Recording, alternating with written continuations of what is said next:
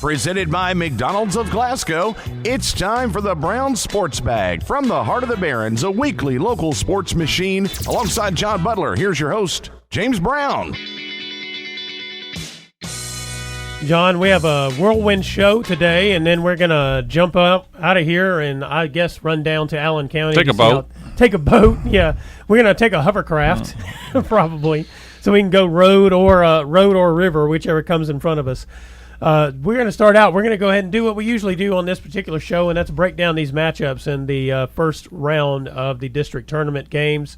And it works out kind of interesting this year because for the first time, as you or I could recall, what they've done is instead of playing the girls on one night and the boys on another night, they are playing the schools that are playing each other on one night and then the next night. So tonight we have Barron County versus Monroe County, girls and boys, and then tomorrow night we have Glasgow versus Allen County, girls and boys. And so we're going to get right into this matchup of Barron County and Monroe County, and we're going to start out with the girls' game.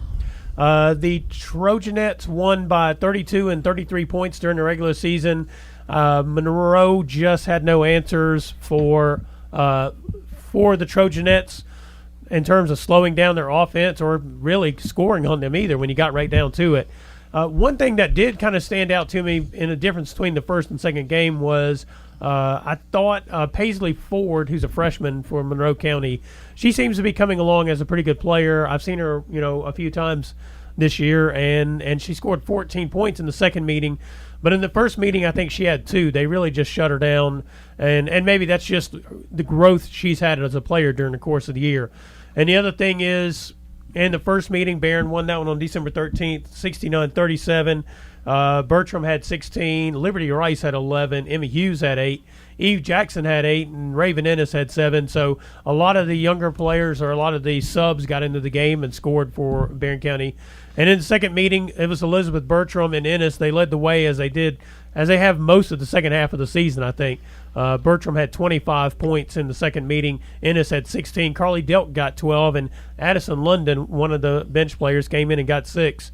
So I guess the bottom line from when I'm looking at the girls' matchup tonight is that the Trojanettes just have to basically not play tight because it's the first round of the district. If they just play with the kind of attitude, I guess, a winning attitude they've had and confidence they've had in the first 2 meetings, I would be surprised if we don't see a score similar to this.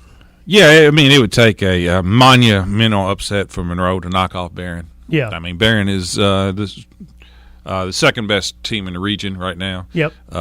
To Bowling Green, and has had no trouble. Now, these are games that you stay up late at night if you're the favorite. You worry a little bit yeah. because anything can go wrong. Yeah. But it would take a big time upset. I mean, a lot of things would have to go wrong for Barron, and a lot of things would have to go right for Monroe. Yeah. The good news for Monroe, they're 9-16, but they have won 3 of their last 4. Now, granted, the teams that they won were teams that 2 of those 3 were not the greatest teams in the world. They knocked off Cumberland and Clinton, 2 teams that are not very strong, but they beat Warren East. Yes. Which was, that was a stunning score because Warren East had been on a roll. 55-45, a team that Barron struggled with, only beat 1, a team that had Bowling Green beat to the last second. Yep. So that would get my attention if I was Barron County. Right. That the team that beat East 10 was the team that that Barron really was all out to beat Warren East. So that is an intention getter, and it's got to be great confidence for Monroe County. Yeah, and to be honest, I mean, Paisley Ford, who is a freshman for Monroe, I mean, she's going to be a good player. She's a good player now. I like her. I think she's their best player. Yeah. I've seen her play twice, and I was impressed. She just looks like a player. She had 18 points against Warren East. Yeah. Yeah, so they have a player who can have one of those games maybe that makes this tighter than it should be. And I would guess if you're in Monroe County, that's basically what you're hoping is you hope you can get in the fourth quarter and it be a game that you can compete in because, as we've discussed before, sometimes what happens in those situations is the favored team does start to look at the fact, oh, my God, we could actually lose this game, and that's when they start making mistakes and allow a team to hang around that they should be taken care of. Yeah. So from Monroe's perspective, they need to keep it close because they've been blown out twice.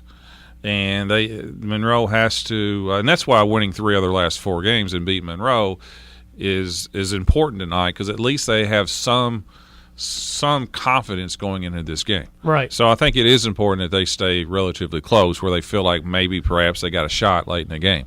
Yeah. They got to make shots. Paisley, I mean, that's a big understatement, and it's a little simplistic, but it's true. Barron can score. Yeah. When you say they've got to make shots, what you mean is that when they have the opportunity, either layups or open shots, they can't miss those. That's correct, because Barron scores as well as any team in the region, probably the best scoring team in the region. Yeah. And Monroe's not going to shut out Barron. I mean, Barron's going to score. So that means Monroe's got to make some shots. And Paisley Ford has got to have a big game, I think, for them to have a chance. And then they got to contain Elizabeth Bertram. Yeah. I mean, it's easily said than done. You know, Elizabeth averages close to 21 points a game, and she's put up, 16 and 25 points against them in blowouts. So that means, she's not playing the whole 32 minutes. Yeah. And so they've got to somehow – they're not going to stop her, but they can't allow her to get, 25 to 30. They just don't have enough scoring to overcome her and Raven Ennis, who's playing really well. So from Monroe point of view, I think those are the 3 things that they need to do. Yeah. Well, if you are Barron in this situation and you're Piper Lindsay before the game, I mean, what are you telling your team? One of the things I try to always emphasize in these district games, especially first round district games, especially when you're the favorite, which Barron is the heavy favorite, is to expect the game to be close. Because I think it's a mindset. You don't want your team to panic if it is close. Right. So one of the things that you try to tell them, it's the 3rd time you played them. All these district games tend to be close. It's shooting in first round districts tend to be teams normally don't shoot quite as well. You're scouted real well, and so there's no surprises. And B, there is a little pressure to it. So I would try to prepare them in case the game is close. Yeah. And these last couple of days, I would put up the Warren East score, 55-45. I mean, that would get their attention. Yeah. Anytime that you're also the favorite, if you guard and rebound, that eliminates a lot of problems. Uh-huh. And Barron has had its way in terms of forcing turnovers against teams, and Monroe has turned the ball over some. Now, that's what surprised me against Warren East, because Warren East is a really good pressing team. Yeah. So, Barron needs to force some turnovers if they can, but in particular, guard and rebound. Don't give Monroe anything cheap, and be patient. I mean, you're not going to I say this, and it could happen. You're not going to go out in the first quarter and it'd be 30-6 and game's over. Yeah. You got to be patient, and if somehow you do end up having a real good first quarter, well, that's a bonus. Yeah. But I would prepare them with the mindset that it's probably not going to be that way. Did you ever put in any offensive wrinkles or defensive wrinkles, especially if you were the favorite, to see just to kind of give that other team what No, we always would add for postseason. We'd always add another inbounds play that the team hadn't seen, a side out of bounds, and maybe one more set play. But for the most part, you want your teams, I think, this time of year to be certain of what they're doing. Yeah. You don't want them doubting. You want them to be certain, because once they start thinking too much, that's when bad things happen. Right. So, no, I didn't. We would be prepared for any type of junk, and I think Barron needs to be prepared for a box and chase or a triangle and 2 on Bertram and Raven Ennis. I think that's very likely. Monroe has nothing to lose. Right. So I think that's likely. But Piper's, listen, she's won 2 regions, one at Mason, one at Barron. Yeah. I mean, she knows what she's doing, and I guarantee you they'll be prepared. But, yeah, you have to be prepared for those type of things. Those are things that you would worry about when you're the favorite that, teams have nothing to lose to play against you. And when you've beaten a team 30 twice, they're not going to just play you the same way. So right. so you got to be ready. You hadn't worked the first couple times. So you got to be ready for any type of junk, what I call, which is chasers and things of that nature. You got to be prepared for those type of things. Yeah. Well, and it seems to me what happens is whenever teams commit to some idea like the box and one or triangle and two, which is probably what they'd have to run against Barron, it really opens up the floor for people like Carly Delk, especially Carly Delk, I would say, to get some easy baskets because of the way that Monroe has to play defense out of it that. opens the floor for other players. Now, they got to be willing to shoot. Yeah. And you got to be willing to fail, too. You can't just be willing to shoot and hit every shot. You got to be willing. Yeah. And the other thing is your players have to be committed to go to the offensive boards. It's difficult to rebound out of some of these different type of defenses. So you need to hurt teams on the boards and in transition. I mean, there's no triangle or box and chaser that works against a team in transition. Yeah. So, if you beat them down the court, they can't defend you. That's exactly right. Well, I've always liked that philosophy. Now on to the boys matchup here. The Barron won the first meeting 63-53, and the second meeting, excitingly, 47-45 on a buzzer beater by Aiden Eichen. That was at Monroe County, and the first meeting was probably closer than this final 10 points would indicate, but Eichen had 21 points in the first meeting. Will Bandy had 12. Tate Pointer had 7, and Jacob Shaw had 6. Grayson Rich led Monroe in the first meeting with 21 points. He had 15 in the second meeting. I felt like in the second meeting what basically happened for Monroe is they played better defense against Barron for the whole of the game, and they got a little more balance because they had a few people who had like a basket or something like that instead of just at the top end. And the other thing, and then Eichen had 12 points in that game. Gavin Withrow had 10, Bandy had 10, and Pointer had 5.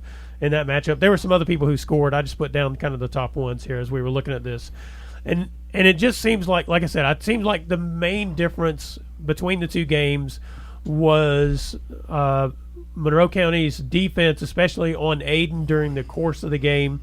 And the other thing that I think happened was Monroe kind of got on the boards pretty well, especially, maybe in the first half that kind of got them in a position to be in that game early on when they missed some shots and kind of out-rebounded Barron a little bit over there at Monroe County. And when I see this matchup, I see it basically like this. Aiden Eichen is the key because I just don't think Monroe can defend him straight up, which means they have to do a whole lot to try to take him out of the game, which means other folks like Gavin Withrow or Jacob Shaw or even Pointer or somebody like that coming off the bench will have some opportunities, but they've got to convert them. Yeah, not many teams do have an answer for Aiden Eichen. They don't. That's why he was on the first team All-Region team. That's right. Yeah, he's a really good player. Again, this is another matchup that looks like goes heavily toward Barron. In a sense that Barron's the number one seed, 5-1 in the districts, won 20 games, and Monroe's 0-6 in the district. But the two times they played have not been played like Barron has been a dominant team. Yeah. First game was a 10-point win, as you mentioned, but it was close, and Barron made a few shots at the end. And the second one was 47-45. Yeah.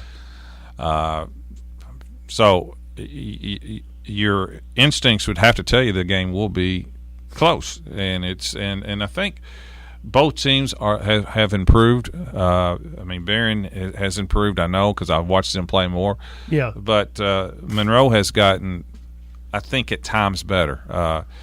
It's a little puzzling where they've lost 3 straight, but it's no disgrace losing to Greenwood and Clinton. Right. They did lose to at Warren East 76-72. I think I looked since this in the last month. I think they are 3-7. Yeah. In the last month. Right. But only lost to Glasgow by 2, 63-61. So they do show signs of being highly competitive. Right. So it's another game that, from a favorite perspective, you're the favorite, and I think almost everybody predicts Barron, but it's not like it's an overwhelming – it's not like the girls where it's 2 30-point games. Yeah. It's a game that I think it will be close. My gut tells me this game's going to be close. I think Barron's going to win. because they have more players, and their size, I think, will eventually be the difference. Mm-hmm. But I do think it's going to be close.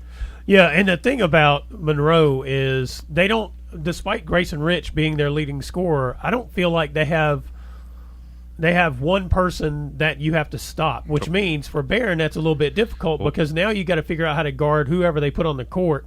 Even if none of them are like dynamic shooters, they all have a bunch of guys who get rebounds, get to the basket, take layups, attack the rim. So they do a lot of things, and it feels like just shutting down Grayson Rich doesn't necessarily mean you're going to stop Monroe from being competitive in this game. Probably not, but I think he's the one that is the most dangerous. He's the most dangerous. I think if Monroe wins, Grayson Rich will have a whole lot to do with that. Yeah. He's a great shooter, and he's got big-time range and playing with a lot of confidence. Every time I see him against Barron, he plays with a ton of confidence. Yeah. And Brooks is also playing well. Yeah. He's shooting the ball well. I think that's for Monroe to win, I think Brooks has to have a big game, kind of like Paisley Ford on the girls' side. Yeah. Rich has to play well. Now, they start 5 seniors. Right. So this is, their last go-around. And that's kind of what I mean. They kind of have a different – But that's good and bad.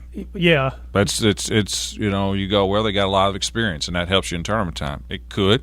Yeah. Also, sometimes when seniors know this is their last go-around, sometimes it also adds to the stress. Right. Well, and it can help you in tournament time if you've had tournament success, and Monroe has not for a little while. They've not. Now, neither has Barron.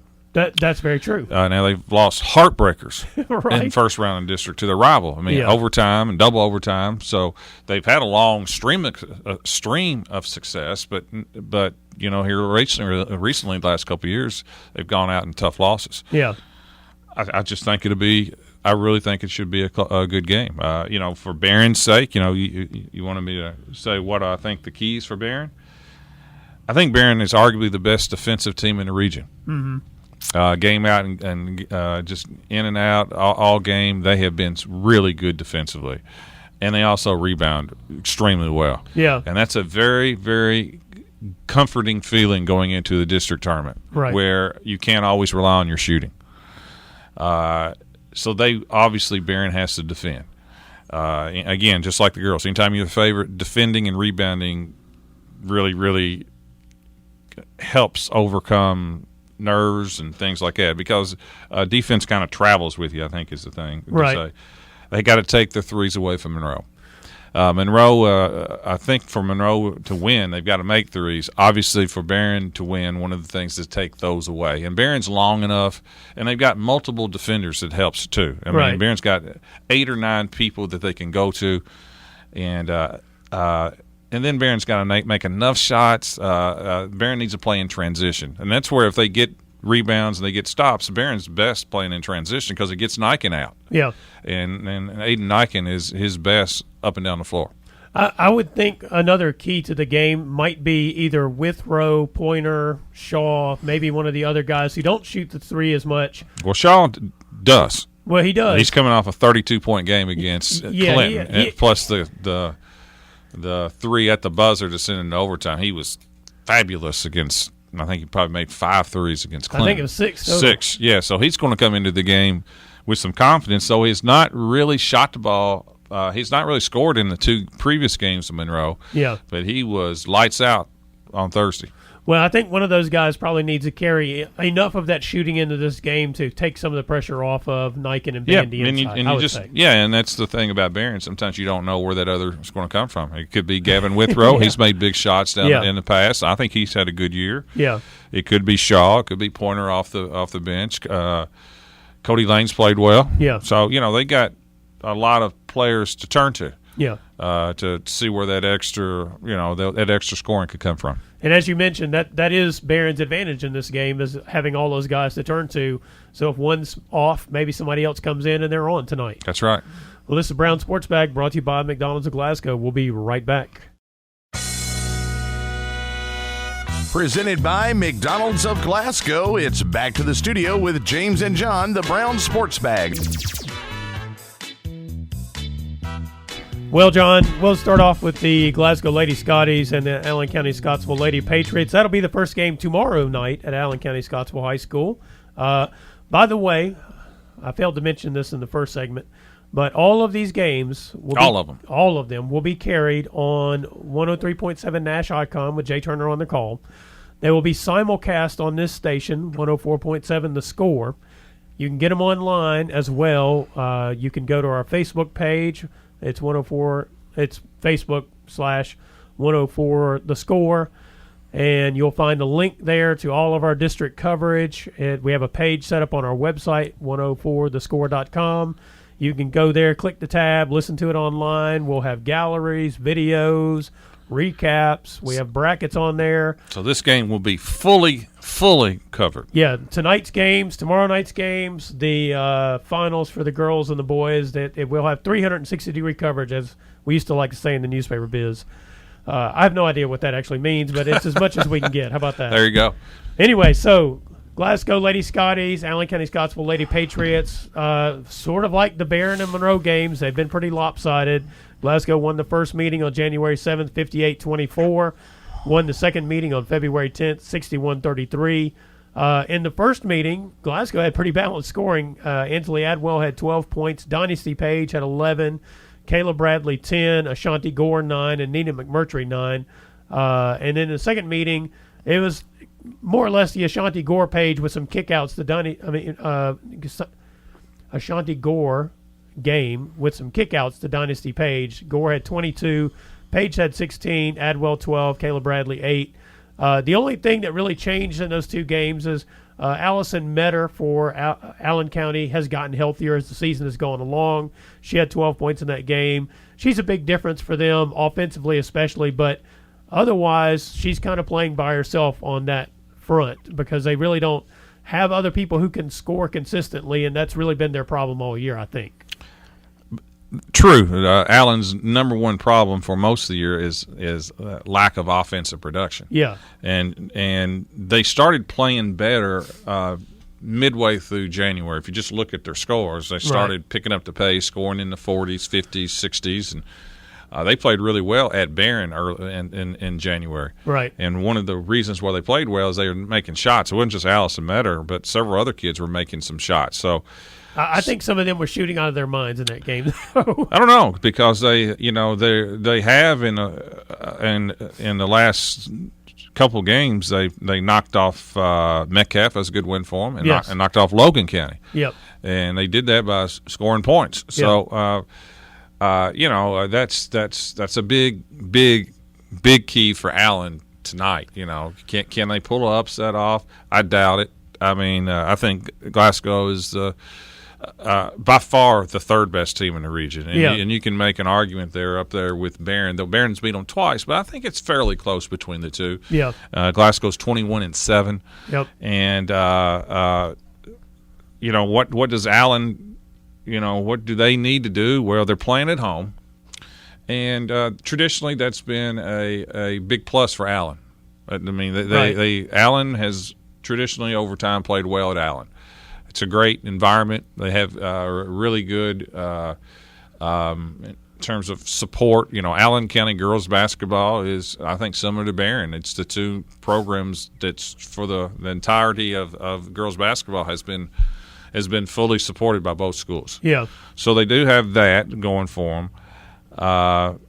But for them to beat Glasgow, they've got to rebound a little bit because it is a huge mismatch inside. They have really nobody that can really guard Ashanti Gore. Right. And Glasgow's size and how physical they are has been a big problem for Allen. So, Allen they need to, anytime, just like the Barron Monroe girls game, anytime you get pounded twice, I think it's really important that Allen gets off to a good start. Yeah. Where they feel like perhaps maybe they can play with Glasgow. And maybe Glasgow starts to think, okay, wait a minute now, this may not be as easy as it could be. Right.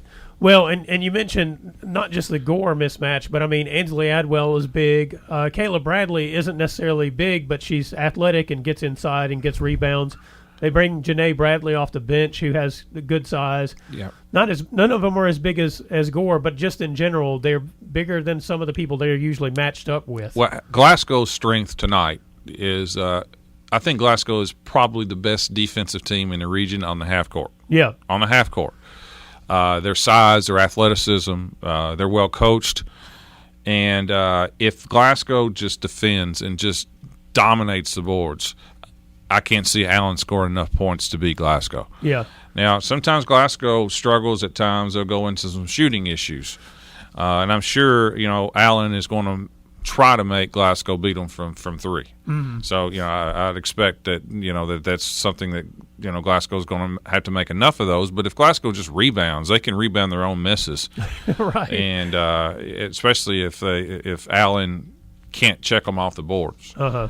But I don't see this as an upset just because of the defensive domination I think Glasgow has over Allen. Though I do respect Coach Dunn, and I do think Allen is playing better. It's not a real good matchup for them. In a weird way, I think they match up maybe better with Barron than they do Glasgow. Yeah, and I would agree with that because of what you said about the rebounding especially. Yep. And the other thing is Dynasty Page has shot the ball real well against Allen in the two meetings. Yep. And that is the thing. Allen can't just pack it inside if Page is shooting the ball well. Well, they're going to. I mean, they can, but Yeah. not successfully, I don't think, for the whole of the game. I mean, they can do it, but I don't think it pans out for them. She shot the ball well, and Nina McMurtry she's kind of slumped a little bit here toward the end of the season, but then you have Mia Cassidy coming in, and she's hit some shots.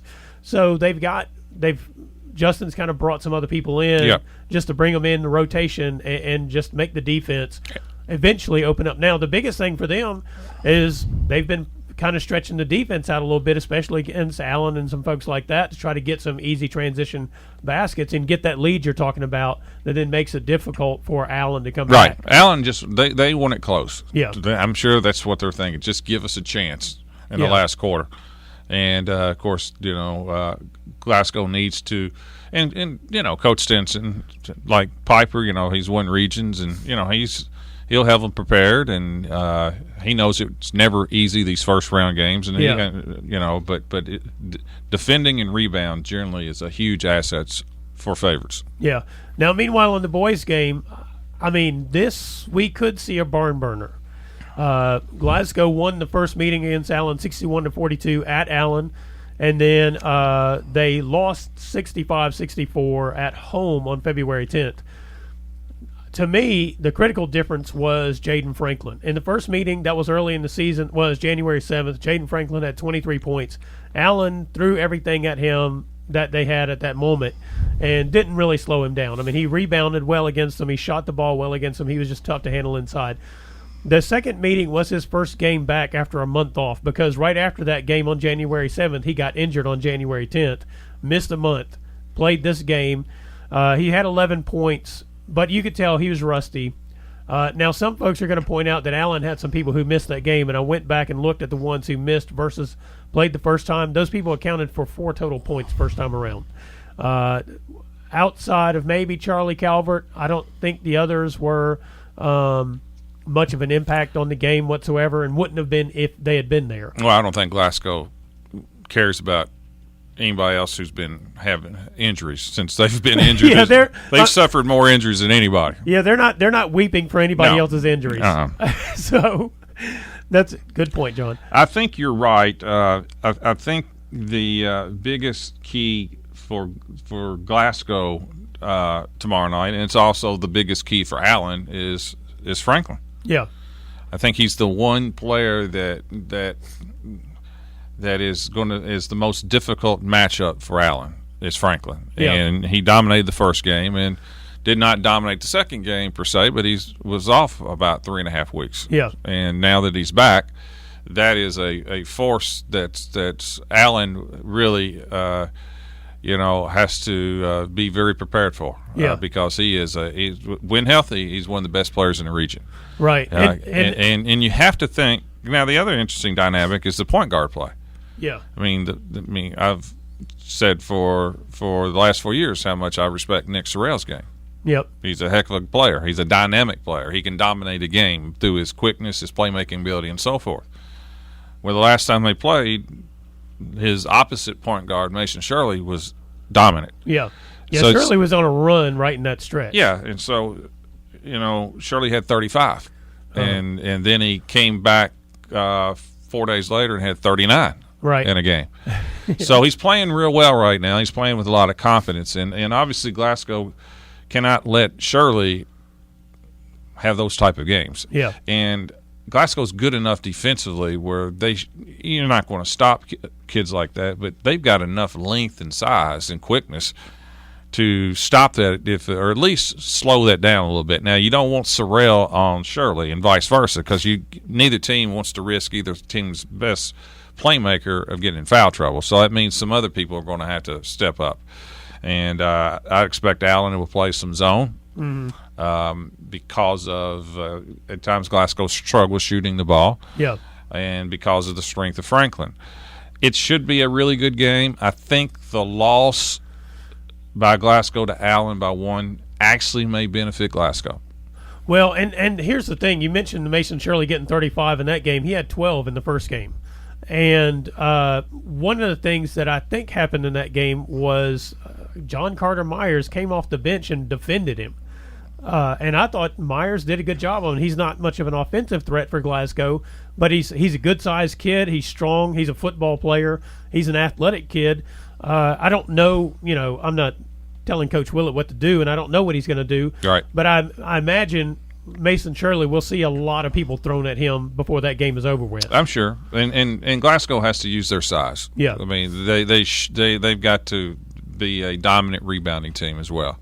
They need to focus, the offense should focus primarily around Franklin, pound the boards and contain Shirley. And Nick Sorrell has had a history of playing well in these tournament games. Yes, he has. And he's probably not crazy that his last game, against them, that Shirley had 35.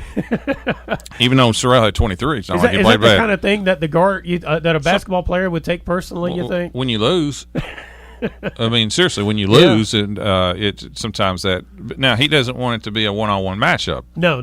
But I'm just saying, I think that motivation probably helps. Yeah. Allen is, again, like the girls, very good at home. Uh-huh.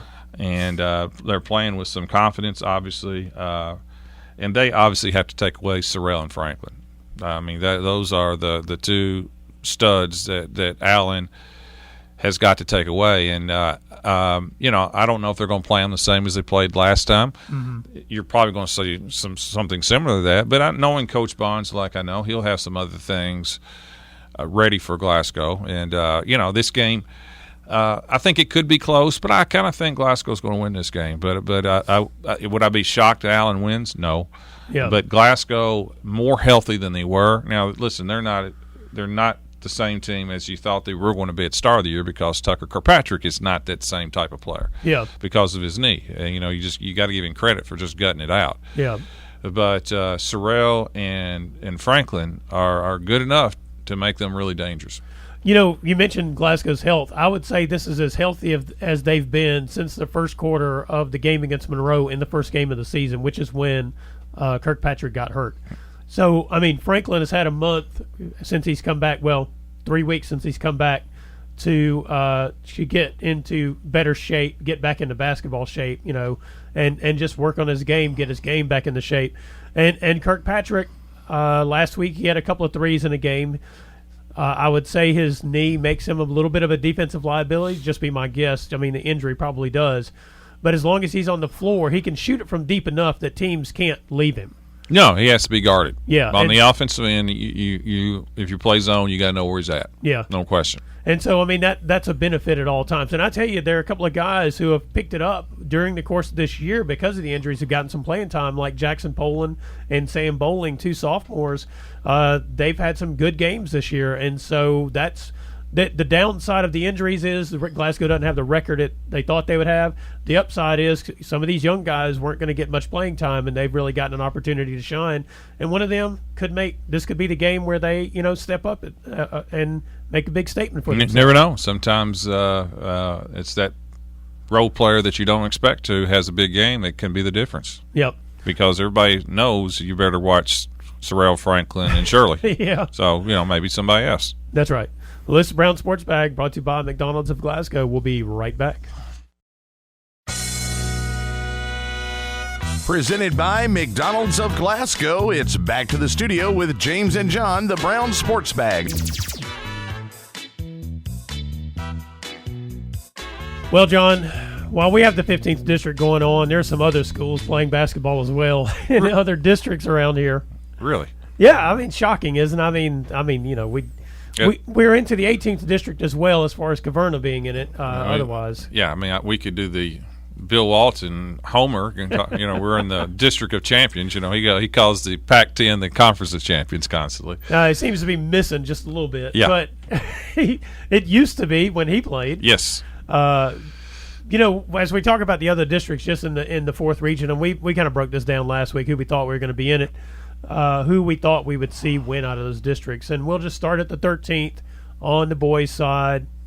It's the easiest call of all of them. Logan and Franklin. Yeah. Will come out of there. Lock it up.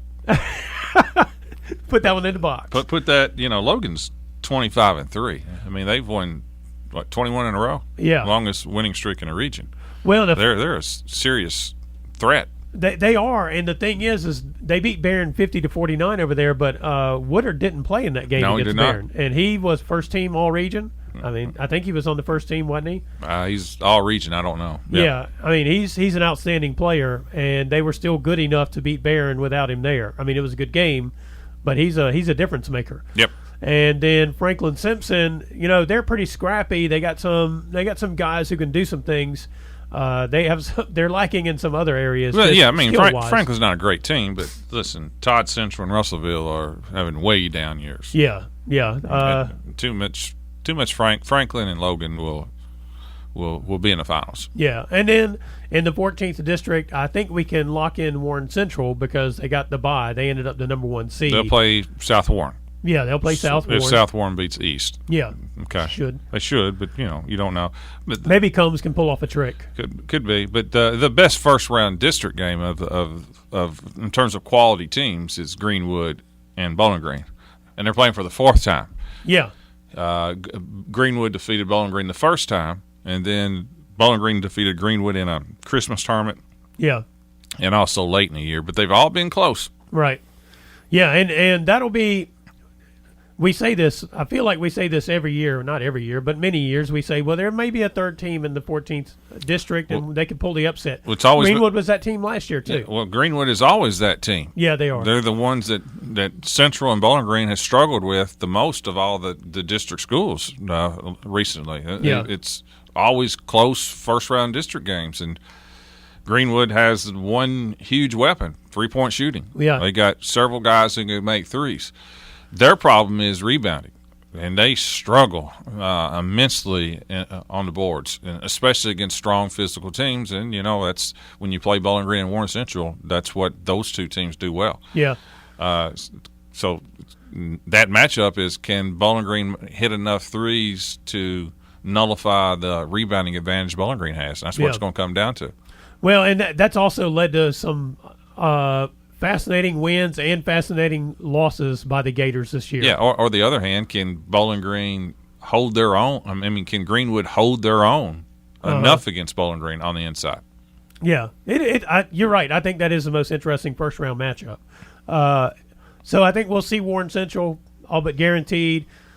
Either one of those teams, Greenwood or Bowling Green, depending on how that game goes, could be at the region with us coming up next week. Well, it's going to be one of those two. Yeah, it's going to be one of those two, That's right. And then in the 16th, I'm here to tell you, I actually think Russell County is the best team in the 16th district.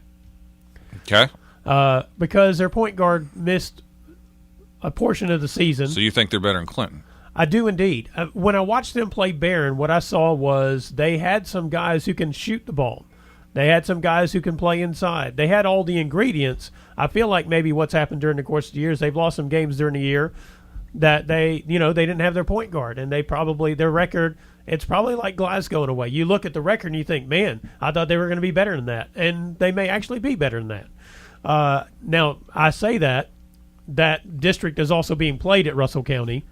And that helps. Yes, that helps. So if it had been played at Clinton County, I'd be picking Clinton to win that district. Well, I don't think Russell is going to lose to Cumberland. No, I don't think that either. Okay, so that's the first one. So it's kind of like picking Milwaukee to win the NBA. Do I think Milwaukee's the best team? No, I think probably the Clippers or Lakers. Yeah. But the safest prediction is Milwaukee because I think they're probably going to be there. Yeah.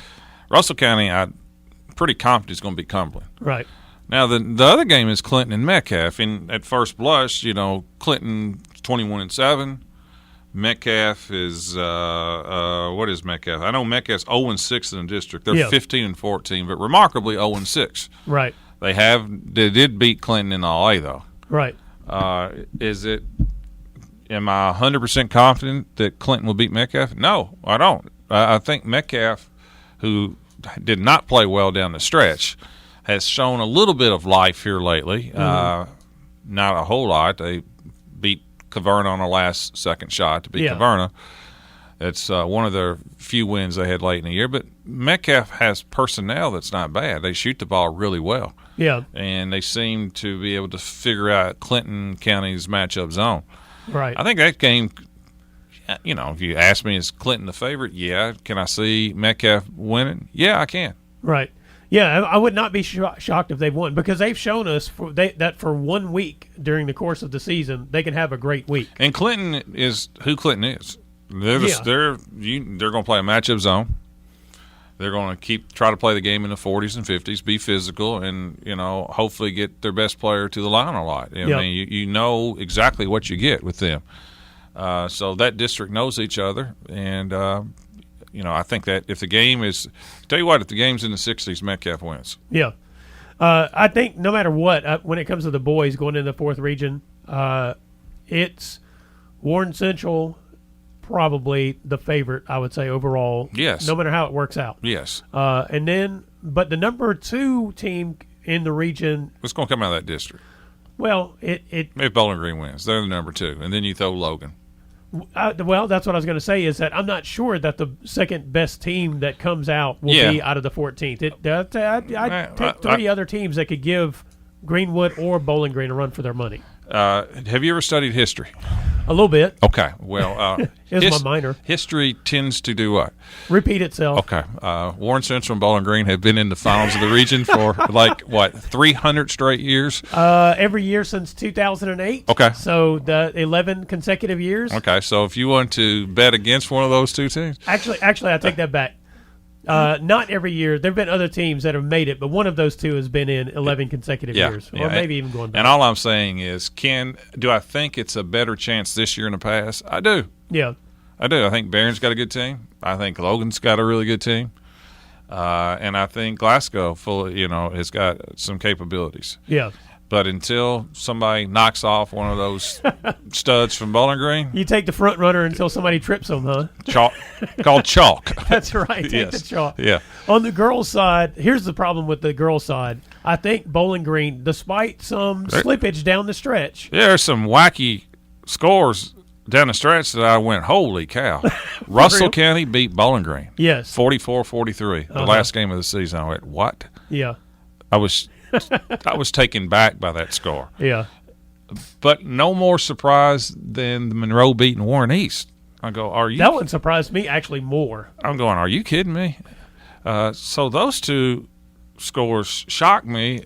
And when Barron was going through their issues, struggling to beat Hart, right, barely losing to Greenwood, I'm going, wait a minute now. That opens a little bit of light to the region, though I still think it's Bowling Green, Barron, and Glasgow. Here's the thing I would say about Bowling Green's team is that outside of maybe Jones, they actually have a young team. Yeah, but in terms of who they're relying on. Young but experienced. Yeah. They all It has been incredible. If you follow the girls' region history, is if you lose in the finals of the region, you have a really good opportunity the next year to win it. Well, and that's what I was going to say. So them having some slippage down the stretch in the regular season does not actually surprise me. It surprises me. I don't know if it hurts them or not because it may just got their attention. Well, and I would say the worst thing that happened was them losing that game to because Russell I've County. had teams that has done that. Yeah. The difference is when we lost with some of the better teams, we lost to teams that were really, really strong. Russell County's had a really good year, and beating Russell at Russell is not easy to do. Right. I don't know if I would call Russell County an elite team, but I when I saw them play Barron, I was impressed with some of their athleticism. Yeah.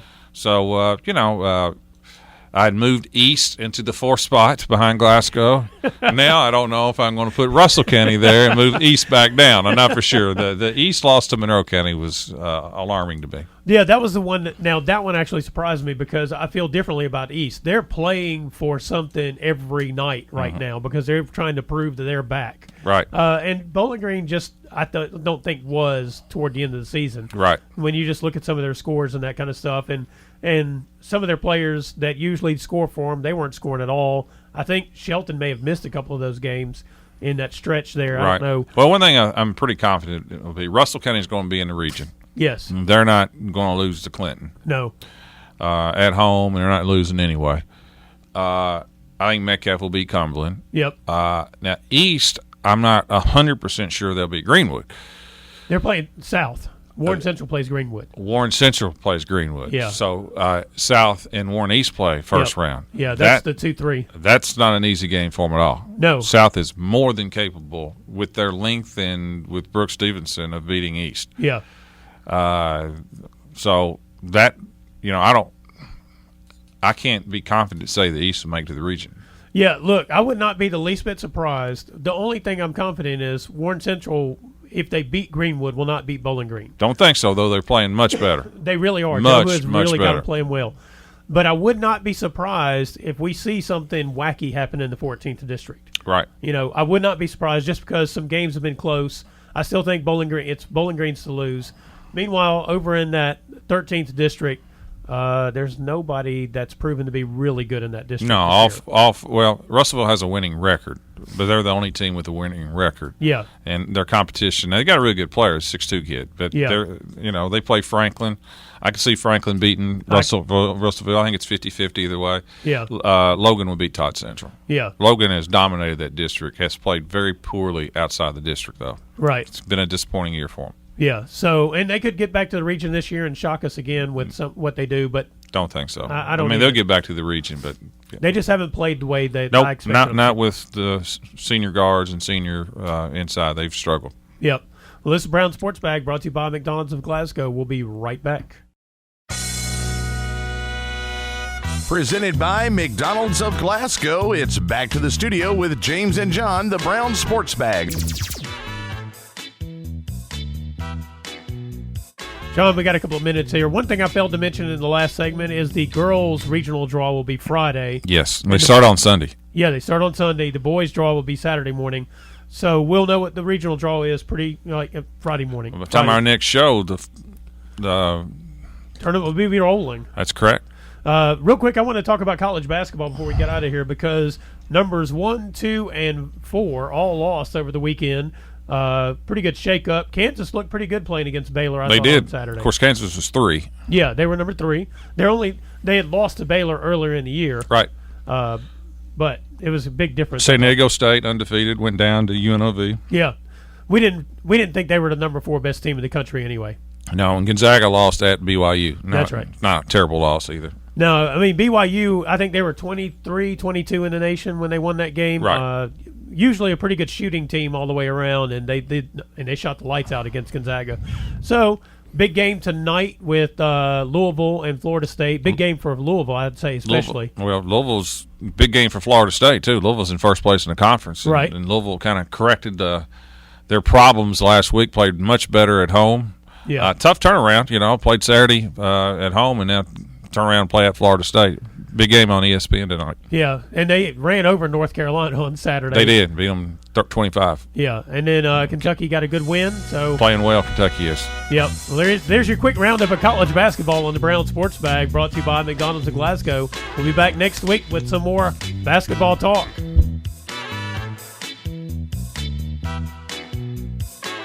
Thanks for listening, and be sure and join James and John once again next Monday at 4 for the Brown Sports Bag, a local weekly sports machine presented by McDonald's of Glasgow. Coming soon to your FM dial, this is Fox Sports Radio, WCDS Glasgow, AM 1230.